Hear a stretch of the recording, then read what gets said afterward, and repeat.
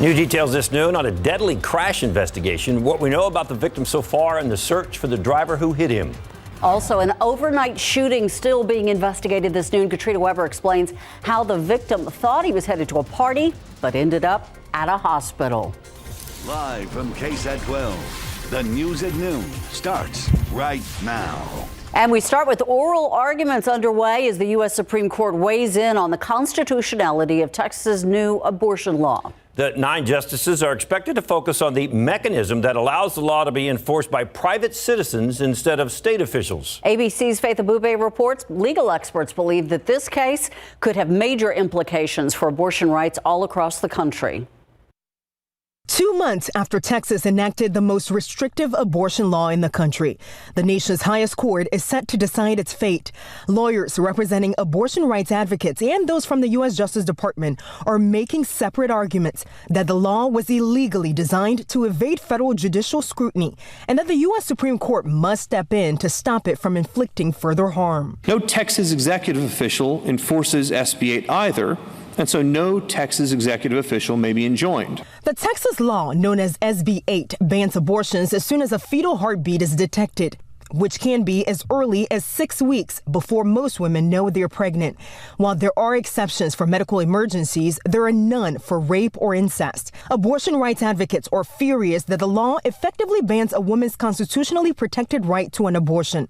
But the Supreme Court's focus is not on Roe v. Wade, the federal landmark decision that guarantees a woman's right to choose, but on the law's enforcement mechanism, a first of its kind that empowers private citizens, not state officials, to sue anyone from an Uber driver to a doctor who helps a woman get the procedure and be eligible for damages, a reward of sorts, if successful, at least $10,000, and anyone in any state can file the lawsuit. To allow Texas's scheme to stand would provide a roadmap for other states to abrogate any decision of this court with which they disagree. The Supreme Court is now speeding through its procedures in order to hear the case after declining to intervene before it went into effect in September. Am I understanding correctly that you believe that the way this SB 8 is structured, that what the chilling effect is the very multiplicity of lawsuits that are threatened against you? And the U.S. Supreme Court is expected to announce its decision sometime before the end of the year. In Washington, Faith Abube, ABC News. Outside with live cam, this is one of those times when you can roll down the windows and stick your arm out and, you know, how you used to do with your hand. Oh, totally, David. Yeah. I can picture it in my mind. I used to go like this right in the passenger seat.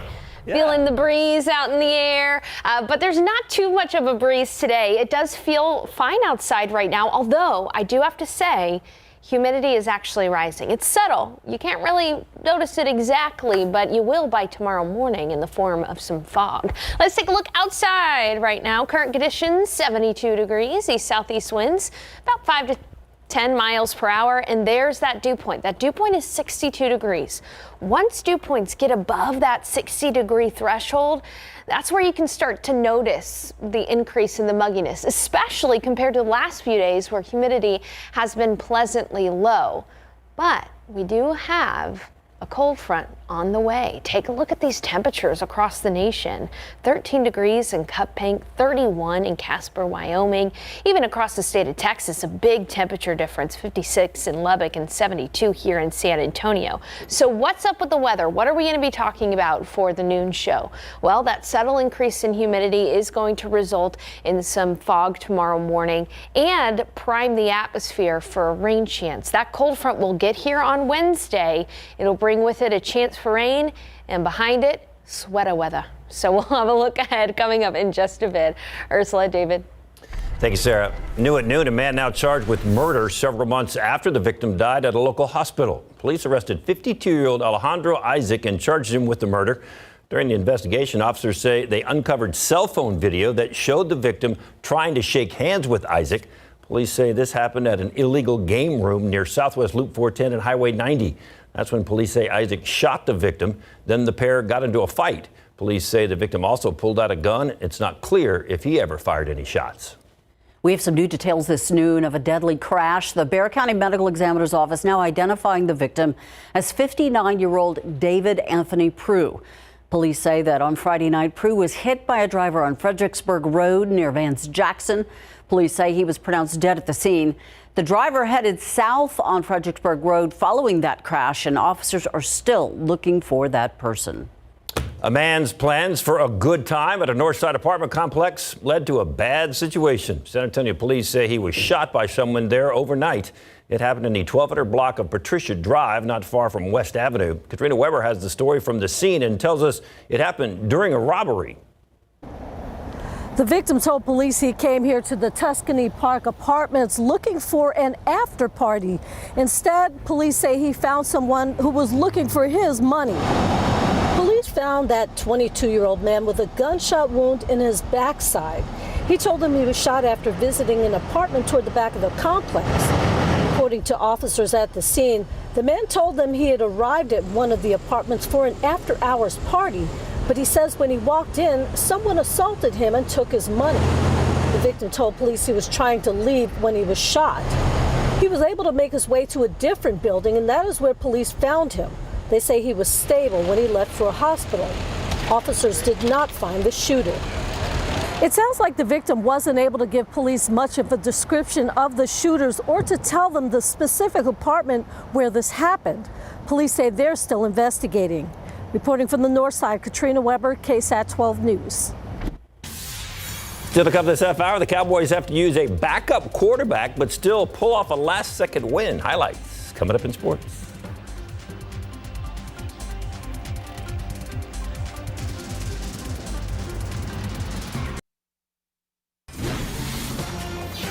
This noon, people in our community continuing to honor loved ones who have passed away. As part of Dia de los Muertos, many are contributing to community ofrendas. One of those altars is on the corner of Guadalupe and South Colorado on the west side, and it holds special meaning for the director of the Esperanza Peace and Justice Center. Max Massey shows us she's trying to honor two loved ones and keep a special tradition going.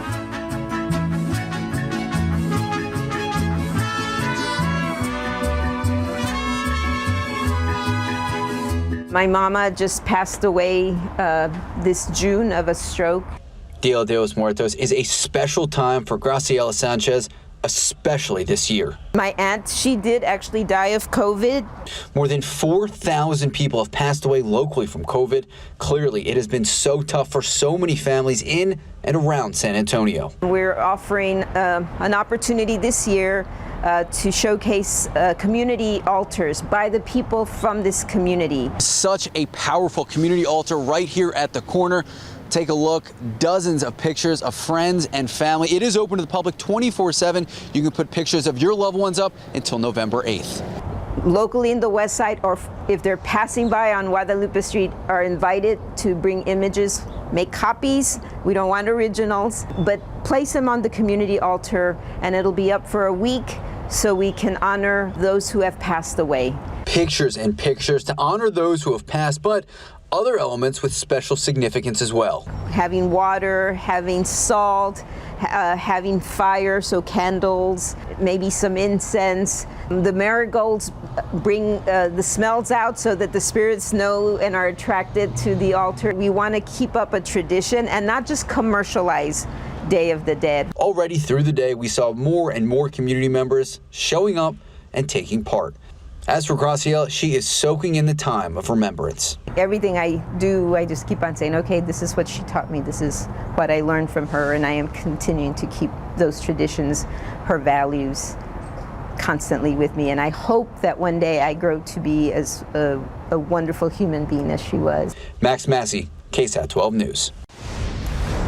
Thanksgiving not that far away. If you would like to host a military personnel for Thanksgiving, you can submit your request starting today. Remember, Operation Home Cooking will be different this year. Only Department of Defense ID holders can be hosts. You also have to live in San Antonio metropolitan area. Sponsors must also be fully vaccinated. And this year's participants will be trainees assigned to the 321st and 322nd training squadrons, not all basic military trainee personnel. An annual tribute to our military community kicked off in front of the Alamo this morning. During the presentation, our nation's colors were presented by the Breckenridge High School Junior ROTC Color Guard. And patriotic music provided by the 323rd Army Band, Fort Sam's Own. Since 1970, the San Antonio Chamber has organized Celebrate America's Military, or CAM. Lieutenant General John R. Evans, commanding general of the United States Army North, says San Antonio is earning its nickname Military City, USA. For 300 years, the San Antonio area has been a foundational rock in military defense, from the Spanish to the Mexican and American forces, the Republic of Texas forces. This has been a place from which our military has pivoted. And I'm proud to say it's still an incredible place to serve and live with families. This two-week celebration features more than a dozen events presented with community partners, making it the largest event of its kind nationwide. For more information on, you can head over to the KSAT.com. You can go to celebrateamericasmilitary.com as well. Always special to see the American flag, the Texas flag in front of the Alamo. Love it. Why? There's just something about that shot right there. Iconic. Yeah. Absolutely. And what great weather outside this morning. You know, it is subtly a little bit more humid out there, and it definitely was not as cold this morning as it has been the last few mornings.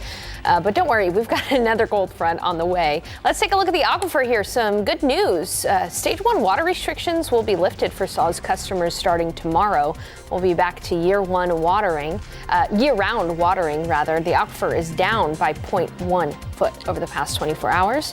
Currently at the average for the month of November. And some more good news in pollen count, only ragweed and mold's present, but both are low.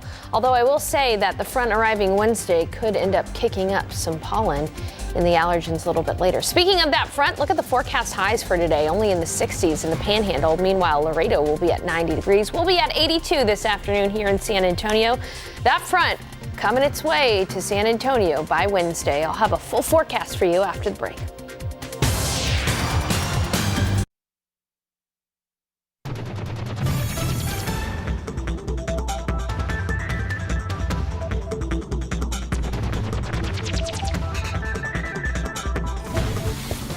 My hat's off to the weather department. What a perfect Halloween night. You know, it's funny because, you know, everybody can complain about the weather at one point or another, right? Too cold, too hot. Who do you know complains about the weather? Not about last night. No one does. But this weekend, I had zero complaints. Zero complaints. I believe it. David. I think that's a record. But you know what? We are going to see a subtle increase in the humidity over the next couple of days before a real deal cold front arrives to San Antonio, bringing us sweater weather conditions all day long. Let's get down to it. Let's take a look outside. 72 degrees out there. East-southeast winds at about 10 miles per hour. Those southeast winds pulling in that Gulf of Mexico moisture, and that's why we've seen the humidity steadily rise, although it's very subtle. It's hard to notice just how muggy it is out there right now, and we really won't get into that oppressively humid category before the front arrives. It's 72 in San Antonio, and look at the visible satellite. We're starting to see these skies clear, getting mostly sunny skies in the area, but a wider view. Look how cloudy it still is out toward Del Rio out west. So some low-level clouds out there while it's totally sunny in Gonzales and Hallettsville and Karnes City this afternoon. And for the rest of your Monday here in San Antonio, we're going to see temperatures get up to the low 80s for the afternoon high temperature. So not too warm, but warm enough. 82 degrees outside for the high this afternoon. East-southeast winds at 5 to 15, allowing for a mild evening. It's not going to be chilly tonight. Temperatures are going to be in the 60s and 70s and really only the 60s by about midnight. So it's going to be a pretty mild evening if you have any Monday night plans. And look at these temperatures. I mentioned that out toward Pleasanton, it's fairly sunny, and Gonzales sunny as well. Quite a bit warmer than San Antonio this afternoon. And meanwhile, areas that have been socked into the cloud cover are just now getting out of the 60s. We'll take a wider view here, and you can even notice a more dramatic change in the temperatures in the Panhandle. It's 52 degrees, so we're going to be about 30 degrees warmer than the Panhandle right now. They're sitting behind a cold front that is now stalled. It's now a stationary boundary just to the north of Midland, and this front is going to take its time getting to us. In fact, we're not going to see it move through San Antonio until some point Wednesday, more than likely Wednesday afternoon. And behind the front, look how cold this air mass is. Some snow across parts of Nebraska this morning. First snow of the season up there. And temperatures well below freezing in parts of the upper Rockies. 31 in Casper, 13 in Cut Bank. Earlier, those temperatures were in the single digits up there to the north. So this is a shallow cold front, cold air mass, but it's dense enough to impact our weather in certain ways. First, we're not going to see that front until Wednesday. So until then, Gulf moisture will continue to stream in. By tomorrow morning, we are going to have some patchy fog. So you'll notice the humidity visually in the form of some fog out there. And that fog will give way to partly cloudy skies and will be warm again tomorrow, 81 degrees for the high temperature. Then on Wednesday, that front is going to approach. It won't move through until the afternoon. So we're going to start off Wednesday a bit damp with areas of drizzle and light rain. And then as that front approaches, scattered showers and storms are going to be possible in the afternoon hours. About a 60% chance for some scattered showers and storms in your area, and then that front will move through. And instead of clearing out and warming up, we're actually going to stay fairly cloudy on Thursday, even though we will be done with the rain. On Thursday, we're going to stay cloudy, breezy with winds from the north, and highs will only be in the 50s likely on Thursday. So that's what I mean by sweater weather. You're going to keep that sweater on in the morning and keep it on in the afternoon because it's just not going to warm up all that much. As far as rainfall goes, it's not going to be a huge rain event for us, but areas along 35 and to the east could see about half an inch to even possibly in some areas pockets of an inch of rain or so. Lesser amounts west of 35. So again, the biggest thing you'll notice is that it'll be a bit damp on Wednesday, and then the temperatures are just going to fall. So enjoy one last day of warmth if you are privy to the warmer weather, but the rest of us, me included, I think we'll enjoy taking those sweaters out and keeping them on for a couple of days there. Our highs will only be in the 70s Wednesday before that front moves through, and then we'll be dropping into the 40s by Thursday morning, only the 50s for Thursday's afternoon high, and even on Friday. Friday is going to be a beautiful day, Gold Star Day. Will be sunny and 65 for the high, and the weekend looks beautiful too. I thought you were going to comment. Weather there. I'm loving the weather. I just looking at that weekend already. The Cowboys get a huge night from the Coopers, and UTSA giving out some big bucks to keep their head football coach.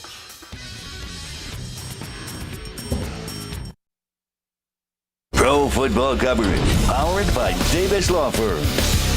Cooper Rush found out late yesterday afternoon he was about to get his first NFL start on Sunday Night Football in Minnesota against the Vikings since Dak Prescott was a scratch with that strained calf. Opening drive for Minnesota, Kirk Cousins finds Adam Thielen wide open, 20-yard touchdown, 7-0.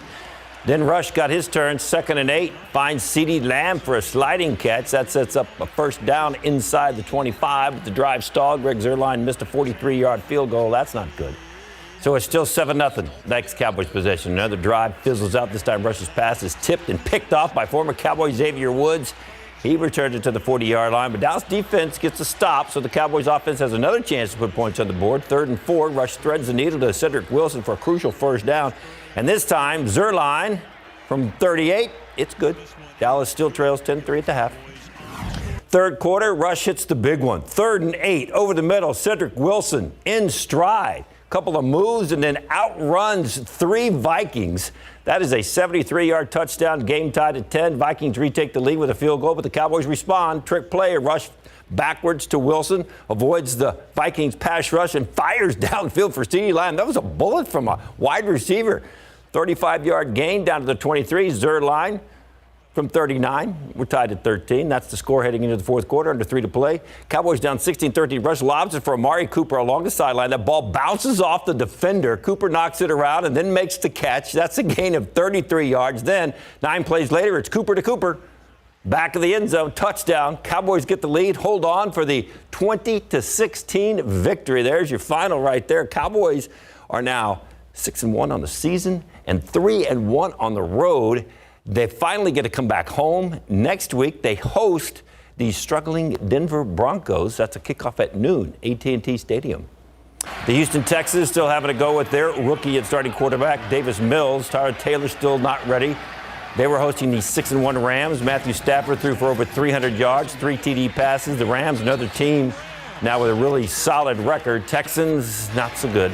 They fall to 1-7. So there's your final. It's 38-22.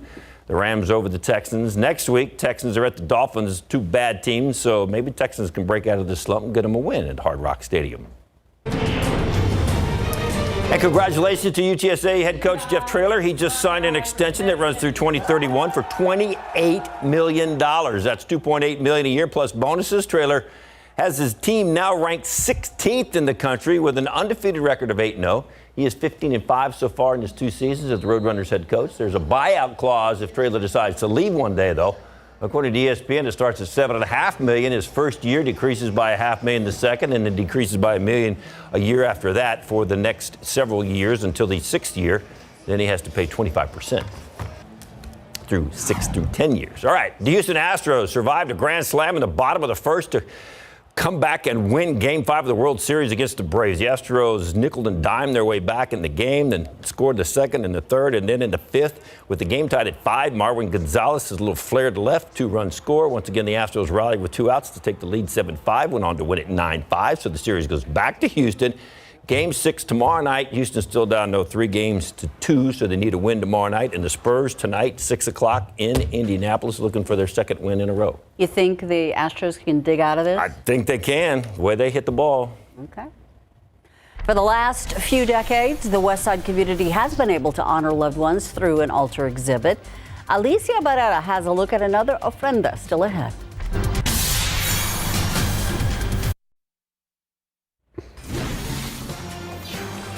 Right now, world leaders are gathered in Glasgow, Scotland for the Conference of Parties, the crucial UN Climate Summit.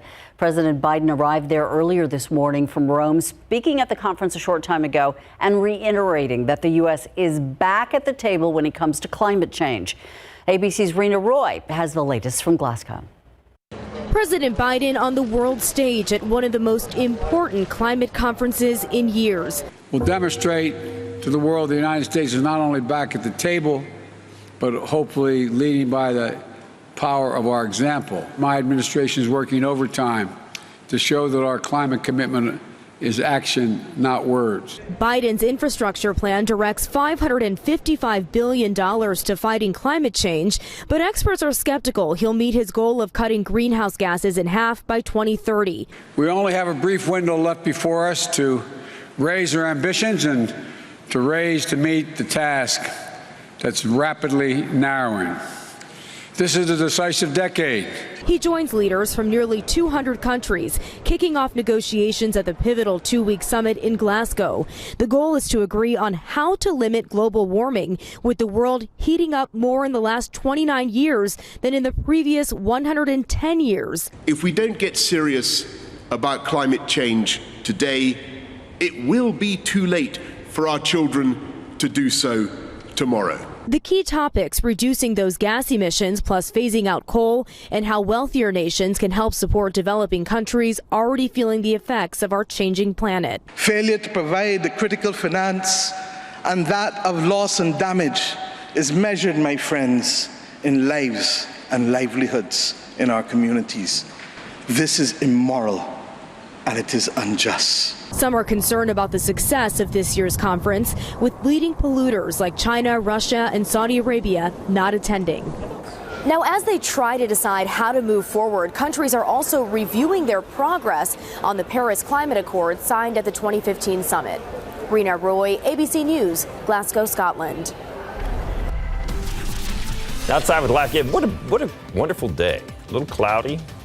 More humidity on the way, but enjoy the day. Well, and I'm looking forward to, we got another gust of fall coming. Yeah. We do. That's a great shot right there, though, because you can see where the sun is and the clouds are on the highway. Yeah, Cool. exactly. It is really neat. And, you know, throughout the rest of the afternoon, we're going to have mostly sunny skies. So we're going to be able to warm up by about 7 to 10 degrees above where temperatures are at right now. So let's take a look at those temperatures outside. 72 at the airport, 80 already at Stinson, 82 in Pleasanton. Why the 10-degree difference between the airport and Pleasanton? Well, Pleasanton saw more sunshine than the airport did.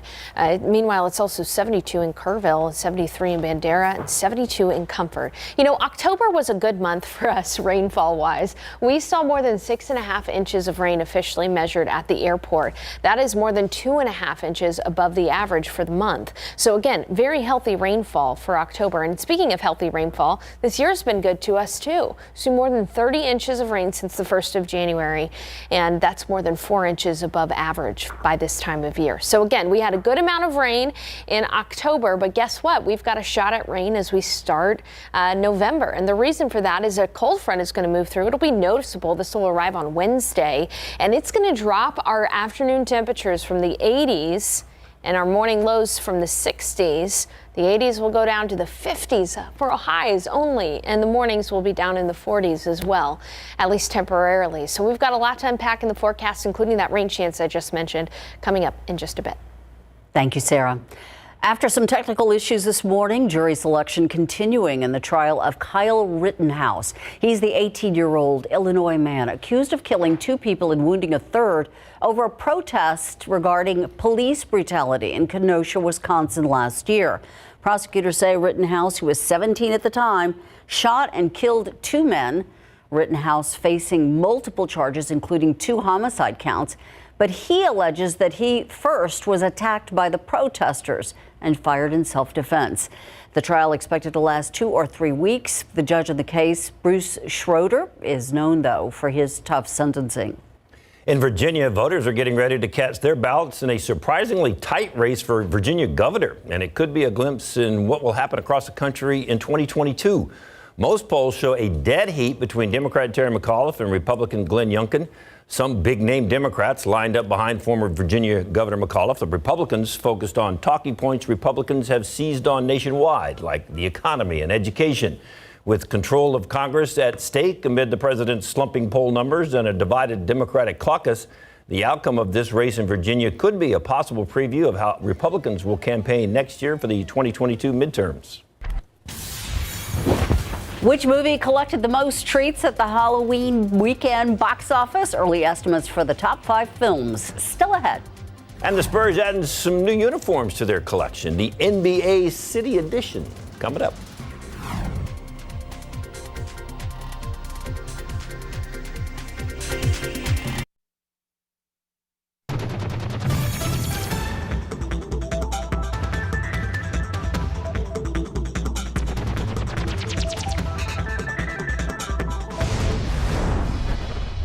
More frustrations for travelers on American Airlines. The airline has canceled another 250 flights after several days of cancellations. Since Friday, about 1,900 flights were canceled as American dealt with weather issues and staffing shortages. The company said it was being proactive to minimize inconvenience. American Airlines is now pledging 4,000 new team members and 600 new flight attendants heading into the holiday season. Because of the ongoing cancellations, experts say it's important to plan ahead if you want to travel this holiday season by air. It's going to be a very, very tough holiday travel season. So if you're planning on traveling during the holidays, you better have a plan B. Yeah, American not the only airline facing issues, though. This weekend, Southwest canceled nearly 200 flights. The airline now scaling back their flights to make sure they've got enough staff. 3 weeks ago, Southwest canceled more than 2,000 flights over several days because of what they said was weather and air traffic control issues. The 95th annual Macy's Thanksgiving Day Parade is going to return to its pre-pandemic form this year, and it's going to follow its original route through Manhattan. High-flying helium balloons, they're going to be pulled by handlers and crowds welcoming them back to cheer it all on. Baby Yoda joining the party for the first time as a giant balloon. Last year, parade organizers made changes because of the pandemic. However, this year it's going to feature 15 giant character balloons, 28 floats, 36 novelty and heritage inflatables, more than 800 clowns, 10 marching bands, 9 performance groups, and of course, the guest of honor, Santa Claus. On San Antonio's west side, community members have been provided a space to celebrate their lives of the loved ones for over 30 years. The Guadalupe Cultural Arts Center Altar exhibit is tonight and features the work and memories of local schools, businesses, and families. Alicia Brera visited the Progresso Community Building and has more on the lives honored.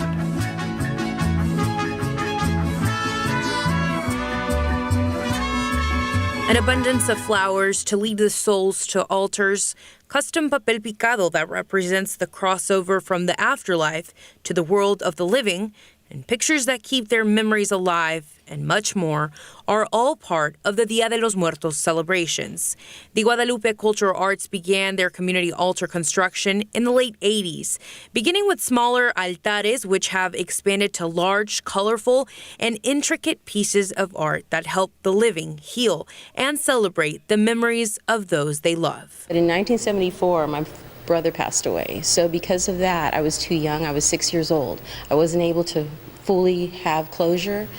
And in our family, we weren't really talking about it because it was just very painful for my parents. So when this came about, I was able to express how I felt. And then there was closure, and especially even for my mother. Teresa Solis Camero has been building altars with her husband for the past 10 years. On Dia de Muertos, they have the opportunity to reflect, mourn, but most of all, celebrate. If you want to view these altars, you can do so at the Progreso Community Building. That's happening from 4 to 8 tonight. And then tomorrow is the big celebration, La Vida de los Muertos. It's free. It's happening at the Plaza Guadalupe, and that's happening from 6:30 to 8:30. Dancers as well as mariachi will be featured to honor our loved ones' life. Reporting from the West Side, Alicia Barrera, KSAT 12 News. Looking outside with live cam. If you like the look of this, enjoy it now. Yeah, because we're going to get another cold front here soon. But you know what? We don't really have all that many cool days in San Antonio, so I'm looking forward to the weather change. Another change? Tomorrow, SAWS customers will be able to enjoy year-round watering as Stage 1 restrictions will be lifted. The aquifer is down, though, a tenth of a foot over the past 24 hours, currently at the monthly average for November, 666.8 feet above sea level. And in the pollen count, well, not too much going on. Molds and ragweed are low, but with the arrival of that front soon, we could see the allergens go up quite a bit. So over the next couple days, we're going to see a subtle increase in the humidity. You'll notice it especially by tomorrow morning. But then a cold front will arrive Wednesday. With it will be the chance for rain as well as sweater weather. So we'll be taking a look at those drop in temperatures coming up in just a bit.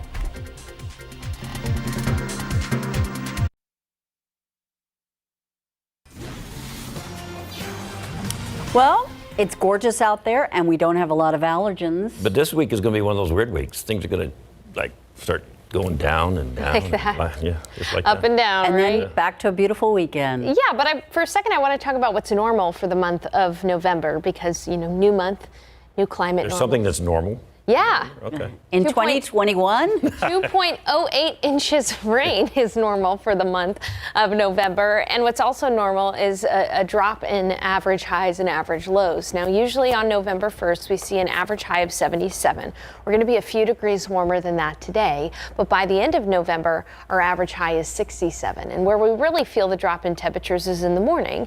Our average morning low is 55 at the 1st of November. And by November 30th, it's in the 40s. So that's a 10-degree drop in what's average from the start of the month to the end of the month.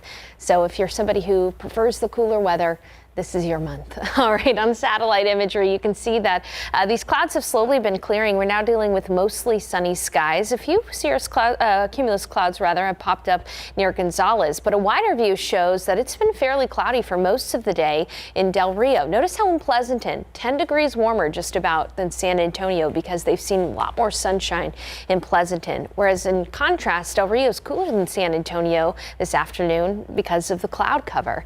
Now for the rest of the day, here in San Antonio, we'll be looking at a high temperature in the low 80s, close to 80 degrees. It'll be warm, southeast winds 5 to 10 miles per hour. Sun is going to set at 6:47, and it's going to be a fairly mild evening. We'll still be in the upper 70s by 8 p.m., low 70s by 9 p.m., and eventually the 60s by the later evening hours. Now, satellite radar shows that we've got some good rainfall and even snowfall across parts of Nebraska this this is indicative of a colder air mass. There is a stationary front across the panhandle of Texas, but look at the temperature difference across the nation right now. 13 degrees in Cut Bank, Montana. Meanwhile, it's 72 here in San Antonio, and even across the state of Texas, 50s in Lubbock behind that front. Now it's stationary, it's not moving, but this cold air mass is going to spill across the United States and force itself south towards San Antonio by Wednesday. So let me take you through the futurecast. Gulf moisture will slowly be increasing through tomorrow, and you'll notice tomorrow morning that there's actually going to be some morning fog. Our morning lows will be right near 60 degrees tomorrow morning, and the afternoon will call for a high temperature of 81, partly cloudy skies by the afternoon hours. Then that cold front gets moving, and it'll get here by about Wednesday afternoon. Until then, Wednesday morning is going to feature some drizzle, some light rain, and then as that front approaches by the mid-afternoon hours, we'll see some scattered thunderstorms in the area. About a 60% chance for scattered showers and thunderstorms throughout the day on Wednesday. Then that front will move through. By Thursday morning, we'll likely be in the 40s, and here's the kicker. Our skies are not going to clear, so it's going to stay fairly cloudy on Thursday, which means that our temperatures are not going to warm up all that much. We'll still only be in the 50s for the highs on Thursday itself. So yeah, the front is going to be fairly strong, knocking those highs back down into the 50s on Thursday, and we'll even only stay in the 60s on Friday with total sunshine. Another thing to consider is, as far as rainfall goes, it's not going to be an impressive rainmaker, but we could see about half an inch to an inch of rainfall west of about 35, with lesser amounts west of 35 rather. East of 35, we could get half an inch to an inch of rainfall. So get those rain gauges ready. Get ready for a drop of temperature. Maybe bring out your favorite sweater that you don't get to wear all that much, and prepare for Thursday, because it'll be breezy and cooler on Thursday. Highs only in the 50s. Definitely turtleneck weather. Thank you. A sci-fi film takes on an iconic villain at the box office, but who came out on top? We have details after the break.